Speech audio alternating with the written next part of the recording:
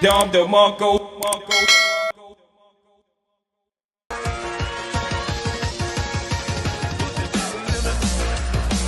Freshandfit Moneyclips. Subscribe now and join Myron Fresh and special guest talisman Tristan Tate for an exclusive Money Monday on the Freshandfit podcast. Get the latest on his life and business. Brought to you by Moneyclips and a quick YouTube short pod. For the full length podcast, catch it on Rumble. Tune in now, stay informed, and follow the journey of Myron Fresh and talisman Tristan Tate on the Freshandfit podcast Money Monday show. Very long time. They should get the harshest of sentences. Yeah. But I think before you're convicted of anything, they protect the people who make the accusations. Russell Brand's got a bunch of accusers. No one knows who they are. Yep. No one knows who these imaginary people are. Let's say that even they're real. I'm saying imaginary because I think it's just a pure fucking fabricated matrix attack. At this point, yeah. However, why not protect his name until he's found guilty of something?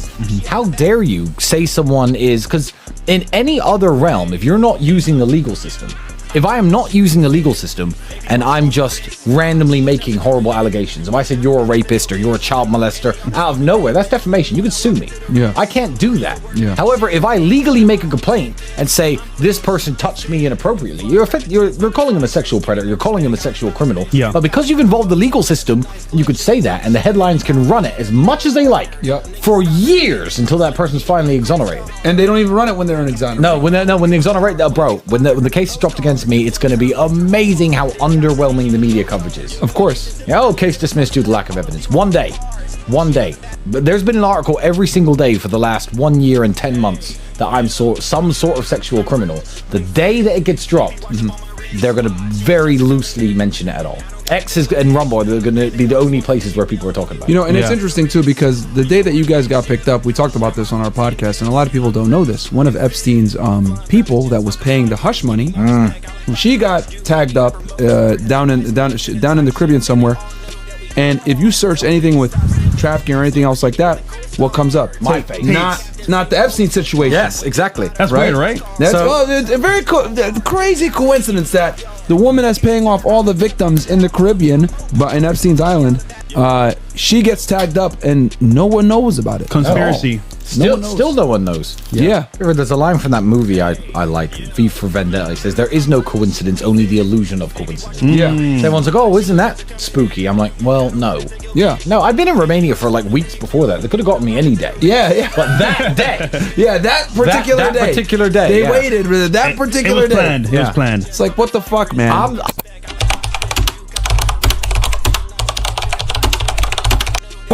Speaking of guys being horn dogs, it's Blue Chew, man. Check out Blue Chew, guys. If you guys have issues with erections or whatever it may be and not being able to get a hard on for your girl, get some goddamn Blue Chew, man, so you guys can perform in the bedroom and not have some issues where your girl don't want to take you seriously or be with you. And look, guys, if you want to have your girlfriend and a girl you're looking at lustfully and smash her too, I'm telling you guys, you want a hard on to be a wreck for both girls, bro. I'm telling you. Right. So tap into that. There's a link down below as well. Yeah, click the link, use our code, get a discount. 30% off. Completely discreet. You don't got to go into a doctor's office or have any of these awkward ass conversations, man. Go check it out. Link is below. Get in there because a lot of y'all suffer from erectile dysfunction, man. Stop watching porn, goddammit. Jerk off normally, guys. Get Blue Chew before the date, or actually when you get to your room, take the Blue Chew so you can smash all night long. I'm telling you, bro. Keeps you up. All right. Came out during the PBD interview because I watched both, and you guys did a fantastic job. It was awesome. Yes. That. Like, they kind of just dragged you in as collateral damage. Like, they didn't really have anything on you until, like, later on. Like, they just brought you in and said, oh, yeah, you know. Well, to give you the maximum number of... So, the rules here is they can hold you in jail without trial for up to, if they pull the right Aikido, half of the maximum sentence of what you've been accused of. So, me and Andrew could have been in jail for 12, 13, 14 years without a trial. And they could have just dropped it then. So, that's what... I believe the goal was. Thankfully, judges saved me. Judges, everyone talks about the Romanian judicial system. No. You can talk all you like about the police, the way that they've conducted themselves, and a lot of bad stuff is going to come out in the future when this is all crystal clear and people can see what happened. But the judges are the ones who saved me. Some judge looked at this and went, nah, let him go. Yeah. And the people in charge of doing this to me were furious when that happened. But the judges, work sort of on their own. So it was the judges who saved me. But essentially, it's adding extra criminal charges just added time they could hold me without a trial. So they've added a very interesting criminal charge called forming an organized criminal group. You've probably heard this. Yes, yeah. Do you know how many people you need minimum to form an organized criminal group by Romanian law? 4. You need 4 people. My assistant, of course, does everything me and Andrew ask her to, pays invoices, books flights, all the normal legal stuff any assistant does. So of course they dragged her in. Of course. The second girl they dragged in, Andrew doesn't even know her. Wow. To this day, I don't think they've ever had a conversation. That's crazy. He didn't even know her name. And they've dragged her in, and this is an organized criminal group because they thought, well, Tristan knows this girl a bit, and Georgiana knows this girl a bit. So if we drag her in, maybe she'll roll on him and flip and become a prosecution witness if we put her in jail and essentially state-sanctioned torture this girl until she flips. She didn't, obviously, because she'd have to lie to say I did anything illegal. But yeah, they needed 4 people for an organized criminal group. So maybe that's why they dragged me in. Maybe that's why they dragged her in. I don't know, but I also don't care. Yeah. I also don't care, but I'm pretty sure Andrew is the target of all the attacks that are gonna come in the future, and this one. It's Andrew they want in jail. Yeah. So there's nothing wrong with dressing well. I made a point about, and I don't know if we should. Yeah, fuck it, let's go down there. Let's go. I actually made a point about the Black Lives Matter protest. So the Black Lives Matter protests, I was making a very valid point. I pulled up an image to a friend of mine. And I showed the Million Man marches when Martin Luther King was obviously campaigning for civil rights. And all these motherfuckers who were broke, by the way. They were broke. They couldn't go into white areas. They couldn't vote. They were flat broke. You look at the men in those marches. Fucking nice white shirts, suspender belts, hats, nice pants, leather shoes. Yep. And they're dressed very, very well. And they're trying to make their point. Like, I deserve the same rights as you. And they're trying to make their point. But when you have people, whether it be the LGBTQ rioters, let's call them what they are, or the Black Lives Matter rioters, dressed like criminals with their masks on, or wearing fucking, I put a post out that some people found offensive. I thought it was pretty funny. I said, if Martin Luther King had been running his marches wearing a thong and a rainbow bikini top, then he wouldn't have been taken seriously either. We'd have no civil rights. So, like, dressing like someone worthy of respect is step one of being viewed as someone worthy of respect. And we've lost it from the 1960s, 70s to today. Somehow it's gone away. And I feel like I'm helping bring it back. And I will say this real quick. If you go back and you look at the mobsters, right, back in the 1930s during the Prohibition era, etc., you know, the feds are over here arresting mafia guys, whatever. You couldn't tell who the criminals were unless the guy had his hands behind his back because they were all wearing suits and they're all well dressed. Exactly. The mob guys dressed well. Yeah. Now the bureau agents dressed well too. They were wearing suits and it was like, oh, who's the criminal here? What the hell's going on? Now you got your pants down by your knees, literally. Your dick and your ass hanging out. You're wearing a baggy sports jersey. You could see the bulge from the gun. Some FUBU. Like of course they're going to search you. Yeah. You know, this is a very famous point. I'm not going to say who it was, but back when my dad was alive, we were in the United States. And someone who I'm kind of close to, I used to know very well back then, was complaining to my dad, being like, yeah, man, they're always pulling me over because, you know, they're profiling me. They're always pulling me over. The pigs are always pulling me over. And my dad looked at him and said, you are, in fact, a drug dealer. That's what you are. You can't get mad that they think you're a drug dealer and they search you because that's what your job is. Yeah. So obviously they're not profiling you. They're just correct. Yeah. Shut the fuck up and pull up your pants. Yeah. So my dad looked at this and I was like, oh, that's a very fair point. Yeah. You know what I mean? Like, crazy, man. Yeah. Crazy. Tristan, could you outlist at least 3 points of the benefit of dressing properly? Because I feel for guys, they just go on dates randomly, they go to job interviews, not dressed very well. And why didn't I get this job? Why didn't I get this girl? What's happening to me? 3 benefits. The number 1 benefit is how you feel in and of yourself. It's not actually the outside perception you have. I will walk around the city occasionally if I just finished training in sweatpants and, you know, sneakers or whatever. And I know people know me. But let's even talk 3-4 years ago when maybe I wasn't so well known, but I was still dressing very well in my free time. It's how you feel in and of yourself. You know, if I saw a beautiful woman sitting there at the mall sipping a coffee and I was dressed in, you know, my beard was all messy, I had a hood up and I was in like sweatpants and shit, the confidence, you haven't maximized your own confidence, if you know what I'm saying. When you're dressed really, really well, you just had a fresh haircut, you know, you feel like a different person. So it's how it makes you feel first and foremost. Like, you could do anything. You put on a good suit. It's the same reason. I mean, this is universal across human nature. This isn't something specific to men. It's specific to women as well. It's every single person in the world. Women will do their makeup and do their hair and put on a nice dress, and then their personality, you'll know when you hang out with them, seems different. They're more full of their confidence. They're more their natural self. Well, and also, people do know that nice suits aren't cheap either. People do know it is a status thing as much as a nice car or a nice watch. People know that a good suit can cost, upwards of $5,000, up to 30, 40, 50 grand for a really nice suit. Yep. So, it's a status thing, just like a nice watch or anything else. Huge status. Good, because I'm sick of everyone looking like fucking bums, especially, no offense, in the fucking United States. Yeah. No, now I'm pissed. Right. I was in Vegas. Let's go. I was in Vegas about 4.5 years ago. And let me tell you something. When you are dressed very well, you aren't in a place, you become the place. You become part of the ambiance of the place. Let's say you take the fanciest restaurant you could think of. Imagine a very fancy restaurant, right? And you walk in there and everyone's in fucking beach shorts and Crocs and baseball t-shirts. It ruins the ambiance of the restaurant. So you're also doing your part to add to the aesthetics of a nice location. So if you go somewhere like Monaco to the casino, you can't get in wearing a baseball shirt and Crocs. They won't let you in. Doesn't matter how much money you have. But you go there, dressed like me, or I'd probably dress better than this if I went to the casino. I'd be bow tied up and everything. I'm adding to the aesthetic of the place by just being a man in a $30,000 tuxedo standing by the bar sipping drinks. I'm adding to the place. Whereas if you go somewhere looking for a bum, like looking like a bum, you're subtracting from the aesthetics of a beautiful place. So I was in Vegas.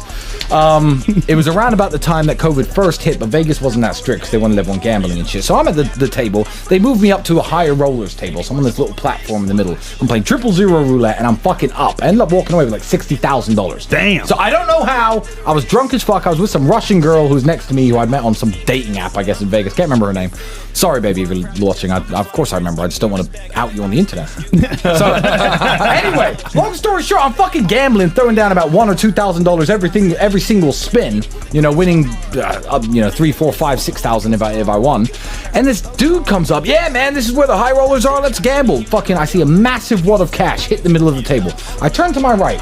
This fucker is wearing a fucking baseball cap, some t-shirt that looks like it had stains on it. He's got this big fat gut, cargo shorts, sandals and socks. And I'm 2005, like, I'm like, this guy clearly has money. I mean, he just threw down 10, 20 G's to gamble with. He clearly has money. Why the fuck is he dressed like that? And it's uniquely an American problem. You go to Russia, you go to Eastern Europe, that doesn't happen. It's uniquely an American problem when people be like, oh, well, I'm worth so much money. I don't need to dress well. Well, you don't. But I think you're a dick, and you look like a dick, and that Russian girl who I was with didn't want to suck your dick. So why the fuck are you doing that to yourself?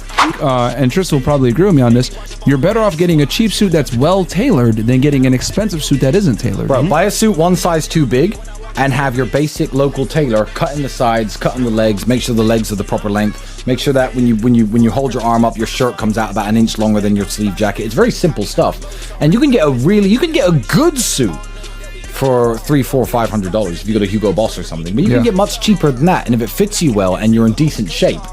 Even H&M, I think, has. We're in America. You can go to Zara, H&M. Yeah, they do good shit. Cheap as shit. And they're good suits. Yeah. And if you're in decent shape, that's the key. If you gotta be in shape. If you work hard, it's like t-shirts. It's like t-shirts. You wear a plain black t-shirt and you're in good shape versus wearing a Versace t-shirt that costs $900 but you're fat as fuck. Yeah. Which one do girls prefer the look of? The guy in the t-shirt that costs $3. Unanimous. No one cares. Business is always wins. Yeah. Bro, go ahead. When Tristan Tate is the guy behind the scenes, he's the guy making things happen, and at the same time, he is the ladies' man of the year.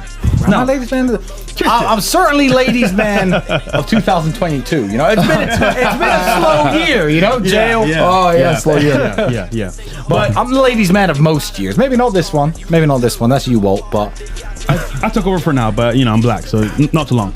But regardless, though, how does one become a ladies' man? Oh, obviously, women aren't everything. Yeah. But how does one become a ladies' man for themselves? Well, it's simple. You know what? And it's super simple. I don't think there are any tricks and there are any hacks to it. If you were to ask men the same question, if you wanted to give a woman advice on how to get attention from all the high value men in the world, the answer would be a virtuous, super beautiful 10 out of 10 high value women. So high value woman. I don't think it's a trick because I don't try to get women. I feel like I try to become the best version of myself I can be, and then women will naturally come to you. And that's as simple as that. And I know it sounds easy. It's actually the hardest answer in the world because it's the answer no one wants to hear. Fat, chubby dudes will send super chats to people like Justin Waller, and he'll get pissed off at them. Yeah. Because he's saying, hey, man, how do I get women? Have you seen Justin Waller? You think he tries to get women? Yeah. You think he tries? I hang around with him. You think he fucking tries? They're trying to get him. Yeah. We've seen Why? it. Why? Because he's worked his entire life He's in the fucking gym. He's a self-made millionaire. He's smart. He's witty. He's funny. The motherfucker can sing. What, you're telling me that he knows some secret trick? He doesn't know any fucking tricks. He's just the man all the women want. So, yeah, I mean, try to be the best version of yourself. It's as simple as that. Work out in the gym, read something, learn something, become interesting, become wealthy, of course, because the wealth comes with a fun lifestyle. Women love fun. Yes. That's why they like fast cars. That's why they like when you take nice vacations, because women love fun. And when you're that guy, you'll be surprised how easy it is. If you're sitting there lonely, if you're truly lonely, and you can't get any women, I can't teach you anything. Because if you had the basics, you wouldn't be lonely. Yeah. You'd at least have some chick around in your house trying to make you soup and suck your dick, We talk about competency a lot, right? And Tristan, you're always one of my favorite people to talk to because you don't give yourself enough credit for this shit, but you're one of the smartest people I know. Yeah. Like, legitimately one of the smartest people I know. You're a fucking encyclopedia, bro. And, I know you don't want to come off as a nerd, and I'm airing this out a little bit, but me and you've had many conversations for hours, right? Fucking talking about history and, all this crazy shit, man. To this day, it still sticks with me. When you told me about the Mongols, the reason why they won so much is because they lived off their horses. Yeah, because I didn't fucking know that shit. Because each Mongol man was already a ready-made soldier before he even had to learn it. He didn't have to learn anything to become an effective part of the army. Yeah, and then they lived off their horses, so they were able to one of their strategies. Correct me if I'm wrong here. Let's see if my memory serves me correct. A year and a half plus later. Yeah. So literally. They would retreat when they were low on numbers, live off their horses for a bit, and then they'd come back and engage back in combat when the enemy least expected it, because they didn't expect them to come back, because they're like, they got to run back for resources to get food. And with Christian kingdoms, they fought in a very different way. So the first Christian kingdom that was invaded by the Mongols was the kingdom of Georgia. It's on the other side of the Black Sea.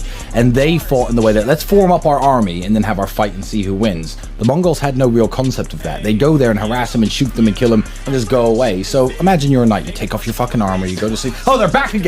Shit, try and throw your shit back on. Like, it was so disorganized. Yeah, I did tell you that. Yeah. Well done. So that's accurate. But I'm in my head, I'm like, what the fuck? Like, how do you know shit like that? And I say all that to say this because we're talking about women, right? Yeah. Guys, knowing shit like that, being a smart person, you can make it interesting even though it might be nerdy. Like, you guys would be surprised that people say, oh, well, girls are dumb, blah, blah, blah. But if you're able to be a good storyteller and convey history in a certain way and apply it to the conversation that you're having, etc., you'd be surprised at how many women would actually be intrigued and interested. Like, wow, I didn't know that. That's a fun fact. Women are always interested in learning new stuff. Yes. Women are always interested in hearing new things that they find interesting, and it always depends on the vehicle of delivery. Yes. It's the vehicle of delivery. If you're a little nerd who's like, oh, well, women should like me, I know lots of stuff, I read lots of books. Yeah, but you're a fucking little dork with a pencil neck. Women aren't interested in even sitting down next to you, let alone listening to anything that comes out of your mouth. If they think, I might want to sleep with this guy, because you have to understand, before dates, especially when it's your third, fourth, fifth date, the decision to sleep with you, go to bed with you, give you what you're after, is already made usually by women before you go. Yep. So you just have to go out and freestyle it. If you're sitting there saying interesting stuff that she doesn't know, will she remember it? No. Will she talk about it with her friends? No. But they find things they don't know incredibly interesting. So yeah, become an interesting guy. Learn some shit. And most importantly, she might not remember that the Mongols would go back and, fucking live off their horses and then come back and attack the knights, and they're over there, oh, fuck, I gotta put my armor back on, and they're getting killed. But what she will remember is how she felt when you told that story and how you were able to convey it. Matter of fact, today. In fact, I'll dive into this a little bit as well. Please. I think this is one of the key factors, because I thought about this very recently. Because when I sit with my friends, we have some very, very interesting conversations. I had a Dutch politician here the other day, Thierry Baudet, very famous dude, runs a very big political party in the Netherlands. And when you're sitting there talking, he stepped up and said it was bullshit when all that happened. I remember that. So he was here, right? Yeah, he was here. When I sit with Justin Waller, when I sit with you, when I sit with any man who's interesting, and we're having these interesting conversations, if you're commanding... I wish you guys could hear some of the shit we talk about. Oh, it's amazing. But if you're commanding the respect and the attention of 4 or 5 other men who are worthy of admiration, that's what women like as well. If you're saying something incredibly interesting, and me, who's worthy of respect, and Andrew and Justin Waller are all sitting there staring at you, kind of nodding their head because you're telling us something we don't know, your girl will pick up on that. Your girl will pick up on that. Myron can command the respect of these other men who are all smart and rich and etc., etc., etc. And I think that's a big factor for them as well. It's not necessarily them listening to you, but when they see other men are interested in you and interested in what you have to say, and you command respect in the hierarchy, that's a massive turn on for women. Yeah, and guys, like, Interesting enough, right? So, Mystery, right? I've talked about his work a lot, and he talks about the power of storytelling, cadence, tonality, when you speak, etc., in a certain way, speaking in the active voice versus the passive voice. People are able to pick up on that, and women respond very favorably to that. So even if you're telling a story that might be boring told by a historian, but you're an interesting person, you're able to tell that story, it can make it way more interesting, and they'll be like, oh my god, that's really cool, that's really interesting. Are a fucking predator. And you know the worst thing? You could call me any name you like. I have a daughter. I fucking hate human traffickers. In jail, everyone know I was set up. I have street cred. People in jail respected me.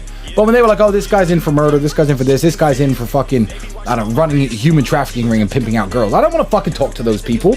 They disgust me. Yeah. Human trafficker is probably the worst thing you can almost be called. Yeah. Because I wouldn't want to talk to somebody who was ever convicted of human trafficking, which I haven't been, by the way. Mm-hmm. So thank you. Yeah, and at the end of the day, man, there's always exceptions to the rule. I've always said it, that certain guys can do certain things and other guys can't. And for the majority of you guys, you probably shouldn't commit to a girl that does OnlyFans. But obviously, Tristan is very good with women and understands how women are, and comes from this industry, and he's able to detect a girl that, okay, she does this type of stuff, she does that type of stuff. But for the majority of y'all, man, probably better off not dating. And I will actually finish by, because a lot of you guys are not Tristan Tate and have the background that he has. And I will finish on one point. Yeah, please, go ahead. To all the guys out there who dream of having the, I don't know what their dream is. Maybe their dream is some Russian ballerina with a body count of 1. Maybe their dream is some model with a body count of 0. Whatever dream woman they are thinking that they're having, and they're trying to label me as this and that and the other one because I hooked up with CJ Miles, or whatever their criticisms are. Motherfucker, you think I don't have those girls? You think I don't have the girls with body counts of 0s and 1s? You think I don't meet these chicks? Like, in what universe do I not get these chicks? You won't see them. Yeah, so all the girls you're dreaming about, I can get, and it's fine. So yeah. So I didn't do this. I didn't make Matt Shea untrustworthy. He's just untrustworthy. Yeah. And I believe that he fired his last bullet with Andrew. Who has he had an interview with since Andrew that has been a person of any relevance ever? Nobody. And will he ever have an interview again with anybody who's culturally relevant? No. Well, they saw what he did. The answer is no. Yeah. So you want to shoot yourself in the foot. That's not my problem. And the fact that you're a laughingstock, he actually says, when I post things, everyone attacks me and asks me for chocolates, and Andrew's told his fans to do that. Hi guys, can you please troll Matt? I don't have to fucking tell my people who hate snakes to troll Matt Shea. Yeah. Like, why the fuck would I do that? I don't care about Matt Shea. He's a fucking dork. Yeah. So yeah, he shot himself in the foot. I don't care. Life is... Everyone actually knows these rules because they use them in very different aspects of life. There are people who will play Call of Duty competitively, and they know that being online more than anyone else and playing in all the games and showing up at all the tournaments and trying their best will get them the best Call of Duty score or character or whatever it is. I don't know how Call of Duty works anymore. It's been a long time since I played that shit. But everyone knows the rules to the game. Yeah. In fact, my friend Marcel's podcast is called Rules to the Game. You should subscribe to that, by the way, while you're at it. Awesome. But everyone knows the rules to the game already. Everybody knows that if you wake up and you're lazy, and you sit around on your phone, you scroll on TikTok for 4 or 5 hours, you go to work at your normal job, you work your shift, when there's nothing wrong with hard work, and there's nobility in working any job, and then you go home and you do nothing and you watch TV, you know you're not going to make it. It's not actually something that I need to tell anybody. So true, yeah. It's like, it's like when people, and they do this to me on Super Chats all the time, and they do this to Andrew specifically, because Andrew is a more accomplished fighter than me. They're like, hey Andrew, give me some advice on how to be a good kickboxer. What the fuck are you asking people on Rumble for? Is there a gym near your house? Why aren't you there right now? Why weren't you there yesterday? Everyone already knows the answers, and they search, unfortunately, for cheat codes, for magic words that I'm going to tell you that are going to make you rich. You have to outcompete everybody else, because there are only so many, although dollars can be printed in an unlimited amount, there's only so much wealth in the world. There are only so many Lamborghinis that are built every year. There are only so many mansions in every single country. There are only so many private jets and so many beautiful women and so much gasoline and fuel and food and caviar and all the crap that everyone wants. And there's only so much gold and so many Pateks and so many Rolexes that are made. If everyone wants the same shit, you have to outcompete other people to get the things that you want. Yes. And regardless of what you may think about me or Andrew, I hear a bunch of shit, oh, well, they just talk crap online. You know us. I am glued to my laptop and phone all fucking day. All I do is work, and all Andrew does is work. So the fact that we have shown such amazing results coming from where we're coming from isn't a fucking secret. Yeah. There's no magic spell. There's no hocus pocus. I'd go back to my younger self and I'd say, yeah, keep it up, because you're definitely going to make it, because that young guy who was broke is now me. So he doesn't need any advice, you know? And just because I knew I had to stay on the grind. And who better to tell you not to waste money on OnlyFans or whatever than a guy who used to run a streaming company before OnlyFans existed, who saw dudes giving all their money away to the chicks. I know the attitudes of the chicks. I know the profiling of the customers. I know what you get in terms of return for value. I know because I was inside of it, and I tell you, don't do it. I told people don't do it when I was still running the fucking business. Yeah. I was still involved in the business, saying don't waste your money on it, hurting my own bottom line, because I know what's good for men and what isn't. And you guys talked about this on our podcast when we first came back. Exactly. And so here's the thing. So because I used to be loosely involved in it in some way, everyone's like, oh, well, you're hypocrites. So, shut the fuck up. Don't listen to me then. You buy all the OnlyFans you want and give all your money to the Twitch girls you want. Don't listen to me. You're right. I'm a hypocrite. Spend your money. Go to Twitch right now. Find that chick. She definitely cares about you. It's definitely her replying to the messages. Give her all your money. You don't want to listen to me? Go fuck yourself. Because in any other industry and with any other person, you could be someone who wasn't me. Someone who's not me saying, hey man, I used to run a streaming company and I think it's a scam, and you'd be invited to do fucking TED Talks. But because it's me, I'm a hypocrite. Yeah. To do is today, after watching this wonderful show, go to your bedroom, take off your shirt, strip down to your underwear, look at yourself in the mirror. Pause. Speak to yourself for 10 minutes. Think, if I didn't have this nice house and I wasn't stood here in this particular house with the Lamborghini outside and I wasn't this rich, what about me would women want? And if the answer is nothing, then you're only going to attract the women who are into your money and your money only. Because I've got loads of money. Yeah. I used to. Yeah. So I have loads. It's not yours. I have loads of money, and I understand that women enjoy my company. They like being around me. They like listening to me. They like having sex with me. Women, you want to have sex with a young, fit, beautiful woman. You don't want some big fat ass. If you're a little fucking fat ass yourself, women don't want to have sex with you. Women are sexual creatures just like everyone else. So if you have nothing but money, then that's what you're going to get, the girls who are after your money. You have to up your game in every single way and stop throwing the money around, and then you'll meet the girls who like you because you're strong and fit, who like you because you're fresh and fit, I should have said, who like you because you're smart, who like you because you're charming, who like you because you dress well, who like you because, I don't know, maybe you have class, you have etiquette, you have poise, you take them to things that they don't know, you take them to the opera instead of this club. You'll find those special girls when you are a man that those kind of girls will want. But let me tell you, the prima ballerina of the Vienna Ballet is not interested in the fact that you do fucking gold digger pranks. She's not interested in that. But she may look at you, she's a gold digger, and think, oh, this loser's got some money. And they're smarter than you. Andrew might say women are dumber than men. And I've heard all this rhetoric, because I'm obviously not a misogynist. But let me tell you something.